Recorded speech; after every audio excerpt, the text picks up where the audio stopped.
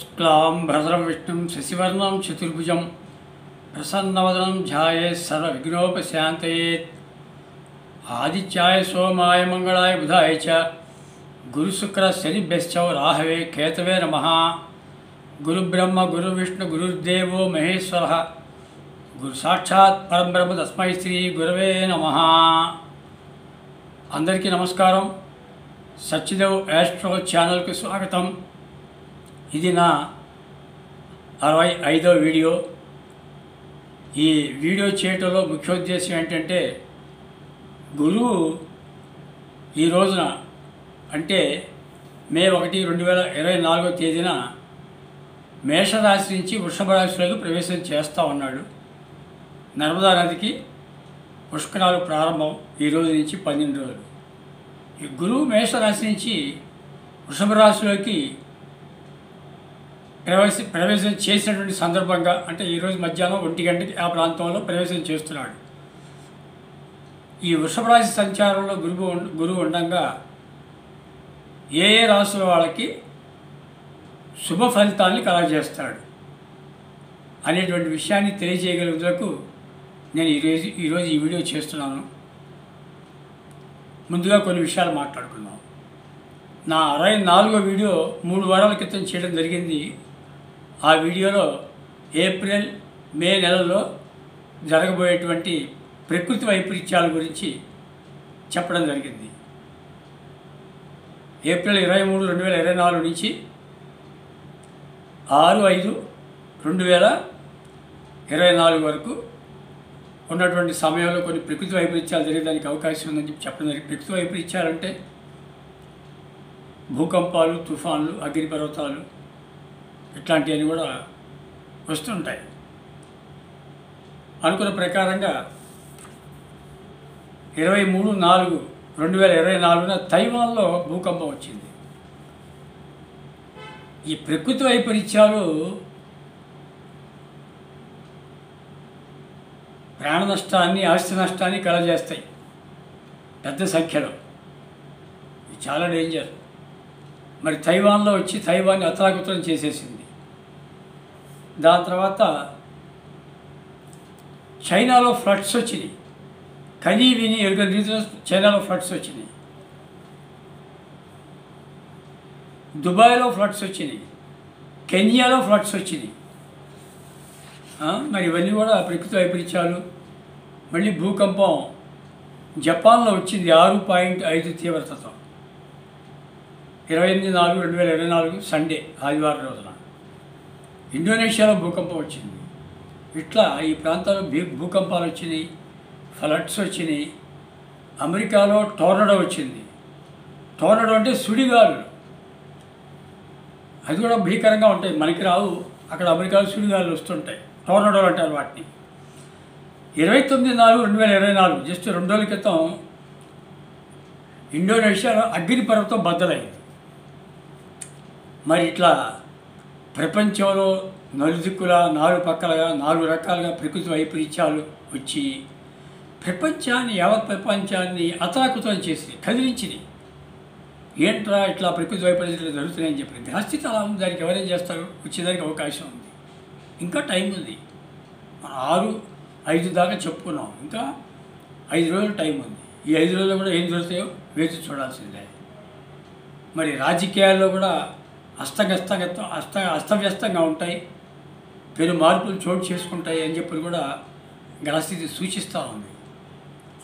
సరే, అది అట్లా ఉన్నట్లయితే ఇప్పుడు మే 1వ తారీఖున గురువు మేషరాశి నుంచి వృషభ రాశిలోకి ప్రవేశం చేశాడు, రాశి మారాడు। ఈ రాశిలో సంవత్సర కాలం పాటు ఉంటాడు, మళ్ళీ 2025 మే నెల దాకా ఉంటాడు। ఈ సంవత్సరం కాలం పాటు కొన్ని రాశుల వాళ్ళకి అత్యంత మేలు చేసేటువంటి అవకాశాలు ఉన్నాయి। గురువు అత్యంత శుభకరం। గురుబలం కావాలి ఎవరికైనా, కానీ గురుబలం ఎట్లా వస్తుందో ఎప్పుడు వస్తుందో అని చెప్పని వేచి చూసేవాళ్ళు చాలామంది ఉంటారు। కాబట్టి గురువు వృషభ రాశిలో సంచారంలో ఉండగా ఏ రాశుల వాళ్ళకి శుభ ఫలితాలు కలుగుతాయి అనే విషయాన్ని ఇప్పుడు ఈ వీడియో ద్వారా మనం విస్తృతంగా తెలుసుకుందాం। మేషరాశి వాళ్ళకి శుభ ఫలితాలు ఉంటాయి। మేషరాశి వాళ్ళకి గురువు వృషభంలో 2వ ఇంట్లో సంచారం. ఈ గోచారీత్యా కనుక చూసుకున్నట్లయితే గురువు 2, 5, 7, 9, 11. 2, 5, 7, 9, 11. ఈ 5 రాసుల వాళ్ళకి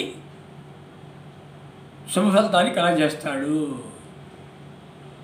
వాళ్ళ రాశి నుంచి గురువు 2వ స్థానంలో కానీ, 5వ స్థానంలో కానీ, 7వ స్థానం కానీ, 9వ స్థానంలో కానీ, 11వ స్థానంలో కానీ సంచారంలో ఉండాలి. మేషరాశి వాళ్ళకి 2వ స్థానంలో సంచారంలో ఉన్నాడు కాబట్టి వాళ్ళకి సుఫలితాలు ఉంటాయి. ఎటువంటి సుఫలితాలు ఉంటాయి? 2వ స్థానం ఏం చెప్తుంది? ధన కుటుంబ స్థానం, వాక్ స్థానం. వాళ్ళ వాక్కు ఫలిస్తుంది ఈ సంవత్సరం. వాళ్ళు ఏం చెప్తే అది జరిగి తీరుతుంది. వాళ్ళకు అనుకూలంగా వాక్ పనిచేస్తుంది. ధనయోగం, ధన కుటుంబ స్థానం, కుటుంబం ఏర్పడుతుంది. కుటుంబంలో బాగా సుఖ సంతోషాలతో ఉంటారు, శుభకార్యాలు దొరుకుతాయి, మంచి డబ్బులు వస్తాయి, ధనయోగం కూడా ఉంది. అట్లా ఈ ప్రకారంగా మేషరాశి వాళ్ళకి గురువు ద్వితీయలో సంచారం వల్ల ఈ రకంగా శుభ ఫలితాలు కలిగేటువంటి అవకాశాలు ఉన్నాయి. దీని తర్వాత మకర రాశి వాడికి 5వ స్థానంలో సంచారం. 5వ స్థానం దేని తెలియజేస్తుంది? ఇంటెలిజెన్స్, తెలివితేటలు, ఎంటర్టైన్మెంట్, మేధస్సు, సంతానం, ప్రధానంగా సంతానం. కాబట్టి మకర రాశి వాళ్ళకి సంతానం ఇచ్చే అనుకూలమైన ఫలితాలు. మీకు ఏం కావాలంటే అది మీరు సంతానం ద్వారా మీ కోరికలు మీరు తీర్చుకోవచ్చు. వాళ్ళు మీకు బాగా హెల్పింగ్ హ్యాండ్గా ఉంటారు ఈ సంవత్సరం పాటు. అది గొప్ప విషయమే కదా. ఏదో రకంగా ఎవరో కూడా సహాయపడాలి, ఏదో రకంగా డబ్బు చేతికి అందాలి, అవసరాలు తీరాలి. ఆ ప్రకారంగా మకర రాశి వాళ్ళకి సంతానరీత్యా అనుకూలమైన ఫలితాలు వచ్చేదానికి అవకాశం ఉంది. దీని తర్వాత వృశ్చిక రాశి వాళ్ళకి 7వ గురువు సంచారం. 7వ భార్య లేక భర్త స్థానం. కాబట్టి వృశ్చిక రాశి వాళ్ళకి పురుషులదైతే భార్య వల్ల, స్త్రీలైతే భర్త వల్ల వాళ్ళకి సహాయ సహకారాలు అంది వాళ్ళకి వాళ్ళ అవసరాలు తీరుతాయి, వాళ్ళ కోరికలు తీరుతాయి, డబ్బు బాగా చేకూరుతుంది. అది కూడా ధనయోగం, మంచి సుఫలితాలు. సో కాబట్టి ఆ ప్రకారంగా వృశ్చిక రాశి వాళ్ళకి ఫలితాలు అలా ఉంటాయి, బాగుంటాయి. దాని తర్వాత కన్యారాశి వాళ్ళకి కనుక చూసుకున్నట్లయితే 9వ స్థానంలో గురు సంచారం ఉంటుంది. 9వ స్థానం దేన్ని సూచిస్తుంది? తండ్రి, భాగ్యము, అదృష్టము, లక్, ఇవన్నీ సూచిస్తుంది. సో కాబట్టి తండ్రి వల్ల వీళ్ళకి మంచి అనుకూలతలు ఏర్పడి, తండ్రి ద్వారా వీళ్ళకి మంచి ధన సహాయం చేకూరి అన్ని కార్యక్రమాలు, అదృష్టం కూడా, భాగ్యస్థానం అది, లక్, అదృష్టం కూడా ఉంటుంది. సో ఆ ప్రకారంగా డబ్బు లోటు లేకుండా గురువు యొక్క ప్రభావం వల్ల ఈ కన్యా రాశి వాళ్ళకి అన్ని శుభ ఫలితాలు ఏర్పడతాయి. ఇక దీని తర్వాత కర్కాటక రాశి వాళ్ళకి 11వ ఇంట్లో సంచారం. 11 అంటే ఏంటి? లాభస్థానం, హౌస్ ఆఫ్ గెయిన్స్ అంటాం. మీకు అనేక రకాలుగా లాభాలని కలగజేస్తాడు. అది 11వ స్థానం. మిత్రులు, స్నేహితులు కూడా చెప్పుకుంటాం. సోదర సోదరిమణుల్లో పెద్దవాళ్ళు, తనకన్నా పెద్దవాళ్ళు, వాళ్ళు కూడా దానికి కిందనే వస్తారు. వీళ్ళందరూ యొక్క సహాయం పొంది ఈ కర్కాటక రాశి వాళ్ళకి మంచి లాభాలు చేకూరుతాయి, శుభ ఫలితాలు ఉంటాయి. వాళ్ళ ద్వారా శుభ ఫలితాలు, మీకు శుభకార్యాలు నెరవేరుతాయి. ఈ ప్రకారంగా గురువు వృషభ రాశి సంచారంలో ఉండగా అటు మేషరాశి వాళ్ళకి, మకర రాశి వాళ్ళకి, వృశ్చిక రాశి వాళ్ళకి, కన్యా రాశి వాళ్ళకి, కర్కాటక రాశి వాళ్ళకి అనేక రకాలుగా శుభ ఫలితాలు ఉంటాయి. గురుబలం కావాలని చెప్పి కోరుకుంటారు. గురుబలం ఉంది ఈ రాశి వాళ్ళకి. ఈ మకర రాశి వాళ్ళకి ఏళ్ళనాటి జరుగుతున్నప్పటికీ కూడా గురుబలం ఉండటం వలన సంవత్సరం పాటు వీళ్ళకి ఏళ్ళనాటి ప్రభావం అంతగా పనిచేయదు. అదొక ప్లస్ పాయింట్. 2025 చివరితో అయిపోతుంది ఏళ్ళనాటి మకర రాశి వాళ్ళకి. దాంట్లో ఇప్పుడు ఒక సంవత్సరం బోనస్ వచ్చింది వీళ్ళకి, గురువు పంచమంలో సంచారంలో ఉండగా. ఇంకా దాని తర్వాత ఒక 5-6 నెలలు లాస్ట్ చివరికి వచ్చేసాడు. పెద్ద ఇబ్బంది ఉంటుంది. ఏదో నామినల్గా పరిహారాలు తీసుకుంటే సరిపోతుంది. శనివారం తైలాభిషేకం చేసుకుంటుంటే సరిపోతుంది. సో కాబట్టి ఇక వాళ్ళ తర్వాత దాని తర్వాత అంది విజయాలే ఈ మకర రాశి వాళ్ళకి. ఈ ప్రకారంగా మనం ఫలితాలు చెప్పుకుంటాం. అయితే ఇప్పుడు ఇక్కడ ఇంకొక విషయాన్ని మనం గమనించాలి. మే 5వ తారీఖు దగ్గర నుంచి గురువు అస్తంగత్వం పొందుతున్నాడు, జూన్ 2వ తారీఖు దాకా. అస్తంగతం చెందిన పీరియడ్నే మనం మూటమి అంటాం. గురు మూటమి అంటే గురువు బలహీనపడతాడు. రవితో చేరటం వలన రవి యొక్క కిరణాల ధాటికి తట్టుకోలేక బలహీనుడవుతున్నాడు. అది మూటం అంటే. కాబట్టి ఆ ఒక్క నెల రోజులు మాత్రం గురువు ఫలితాలు ఇవ్వలేకపోవచ్చు. జూన్ మొదట్లో నుంచి కూడా ఫలితాలు పరిగెత్తుకుంటూ వచ్చేదానికి అవకాశం ఉంది. ఈ ఒక్క పాయింట్ మనం గుర్తుపెట్టుకోవాలి. ఈ నెల రోజులు గురువుకి స్తోత్రం చదువుకోవడం, ధ్యానం చేసుకుంటుంటే బాగుంటుంది. అయితే మిగతా రాష్ట్రాల వాళ్ళ సంగతి ఏంటి? ఇప్పుడు 5 రాష్ట్రాలకి బాగుంటుందని చెప్పుకున్నాం, ఇంకా 7 రాష్ట్రాలు ఉన్నాయి. మరి వాళ్ళ సంగతులు ఏంటి? వాళ్ళకి సామాన్య ఫలితాలు, మిశ్రమ ఫలితాలు, కొంతమందికి అధమ ఫలితాలు అలా ఉంటాయి. కాబట్టి వాళ్ళు కూడా కొంత మెరుగైన ఫలితాలు పొందాలి అన్నట్లయితే గురువారం ఆవుకి శనగపొట్టు తినిపించండి. శనగపొట్టుని ఆహారంగా ఇవ్వండి గోవుకి. గోవులో 33 కోట్ల దేవతలు ఉంటారు. ఆ గోవుకి ఎప్పుడైతే ఆహారం ఇచ్చారో ఆ 33 కోట్ల దేవతల యొక్క ఆశీర్వాదం లభిస్తుంది. సో కాబట్టి మిగతా వాళ్ళు కూడా అధైర్యపడకుండా గోవుకి శనగపొట్టు లేకపోతే ఎల్లో శనగలు బుధవారం రాత్రి నానబెట్టి గురువారం ఉదయం ఆవుకు పెట్టండి.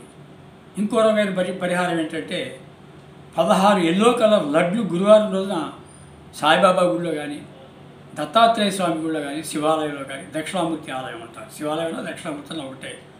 శివుడు దక్షిణామూర్తి అంశ. మన గుంటూరు పట్టణానికి వినకొండ దగ్గరలో ఉంది. వినకొండలో దక్షిణామూర్తి అంశే శివుడు, చాలా ఫేమస్ అది. గురువు అనుగ్రహం కావాలంటే వినకొండ పోయి రావచ్చు, అక్కడ అభిషేకం చేయించుకోవచ్చు. గురువారం రోజు చాలా విశేషంగా ఉంటుంది. ఇటువంటి దేవాలయాల్లో ఇటువంటి పరిహారాలు కనుక చేసుకున్నట్లయితే గురువు యొక్క అనుగ్రహం కలిగి వారికి కూడా ఎంతో కొంత మేలు జరిగి శుభకార్యాలు, డబ్బు చేతికి అదిలో అట్లాంటివి జరిగేదానికి అవకాశం ఉంటుంది. ఇది ఈ ప్రకారంగా ఈ వీడియో ద్వారా మనం విశేషంగా మనం చెప్పుకోవాలి అని చెప్పి అనుకున్నది. ఇక తర్వాత మే నెలలో ఎటువంటి ప్రకృతి వైపరీత్యాలు జరిగేదానికి అవకాశం ఉంది అనేటువంటి విషయం మీద 2 మాటలు చెప్పుకొని ఈ వీడియోని ముగిద్దాం. ఇప్పుడు మనం చెప్పుకున్నాం 5వ తారీఖు దగ్గర నుంచి గురువు మూటం అని చెప్పని రవితో కలిస్తున్నాడు. మనకి ఎండాకాలం ఇది.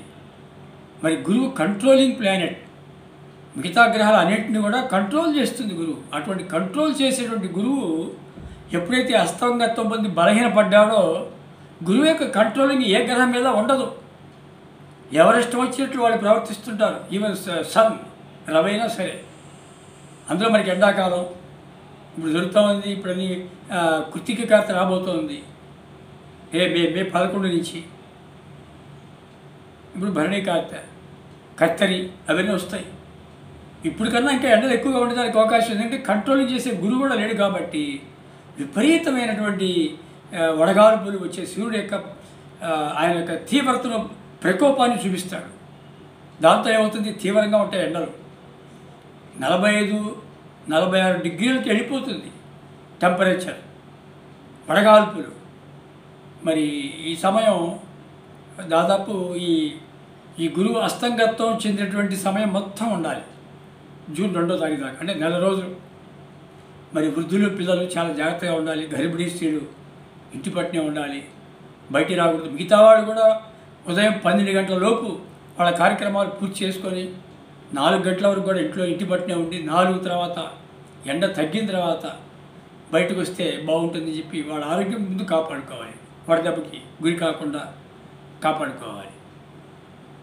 కాబట్టి ఈ ప్రకారమైనటువంటి జాగ్రత్తలు తీసుకోవాల్సిన అవసరం ఎంతైనా ఉంది. తర్వాత సరే, ఇక్కడ నెల రోజులు మనం ఉంటుంది అని చెప్పుకుంటున్నాం కదా. ఈ ఎండ యొక్క తీవ్రత, వడగాల్పులు, ఇక్కడ ఒక గ్రహస్థితిలో ఒక మార్పు ఏర్పడి 23వ తారీఖున, మే 23వ తారీఖున వాతావరణంలో సడన్గా మార్పు వచ్చి చల్లబడేదానికి అవకాశం ఉంది. చల్లబడి వర్షపాతం పెరిగి తుఫాన్ లక్షణాలు ఏర్పడి తుఫాను వర్షాలు వచ్చేదానికి అవకాశం ఉంది. కాబట్టి తుఫాను వర్షాలు మే 23 నుంచి 6 జూన్ దాకా కూడా వచ్చేదానికి అవకాశం ఉంది. భూకంపాలు వచ్చేదానికి అవకాశం ఉంది. మే 5వ తారీఖున భూకంపం రావడానికి అవకాశం ఉంది 6 తీవ్రతతో, 6+ తీవ్రతతో. 23వ తారీఖు 7+ తీవ్రతతో భూకంపం వచ్చేదానికి అవకాశం ఉంది. కాబట్టి ఇప్పుడు కూడా మే నెలలో ఇంకా ఈ ప్రకృతి వైపరీత్యాలు ఎక్కువ మోతాదులో వచ్చేదానికి అవకాశం ఉంది కాబట్టి అగ్ని ప్రమాదాలు అవన్నీ జరిగేదానికి అవకాశం ఉంది, ఎండలు బాగా ఉంటాయి కాబట్టి జాగ్రత్తలు తీసుకొని మెళుకుగా ఉండాల్సిందిగా కోరుతూ అందరికీ ధన్యవాదములు. స్వస్తి.